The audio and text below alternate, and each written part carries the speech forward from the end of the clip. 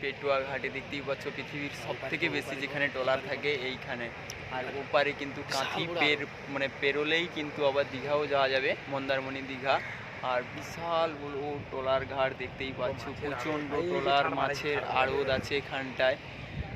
আর ওইটাই কিন্তু হিজলি, আর ওই দিকে কিন্তু মেন সমুদ্রটা, বুঝতেই পারছো। তো ঠিক আছে, দেখতে থাকো ভিডিওগুলো আজকে।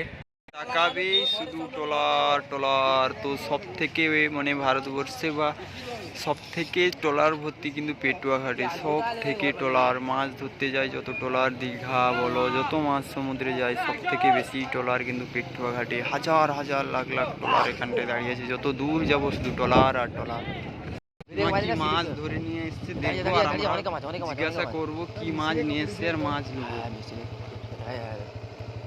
আমাদের পেটুয়া ঘাট, যেটা খেজুরিতে অবস্থিত, তো পৃথিবীর সব থেকে বড় ট্রলার ঘাট যাকে বলা হয়। তো দেখতেই পাচ্ছ কত ট্রলার, তো সব রেডি হয়েছে কিন্তু মাঝ সমুদ্রে যাওয়ার জন্য। দেখতেই পাচ্ছ ট্রলার কিন্তু ভর্তি হয়ে গেছে। আমরা এসেছি 3 জন। তো আর তুমি যেদিকে তাকাবে এত ট্রলার জীবনেও দেখিনি, সত্যি বলছি।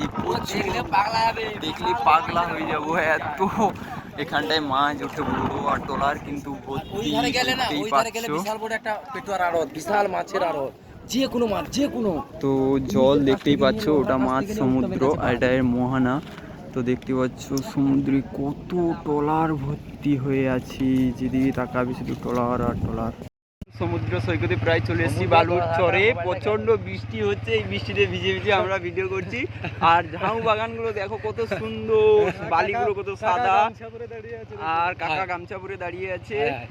আর ছাগল পুরো দেখো ভর্তি হয়ে গেছে, প্রচন্ড বৃষ্টি পড়ছে। আর ওখানে লেডিস একটা ছাগল খুঁজে, ঘর কোথায় পাবে, ঘর এখানে নেই। আর পুরো ঝাপসা হয়ে গেছে এত বৃষ্টির জন্য, আর সমুদ্রের জোয়ারও চলে এসছে। Bye bye.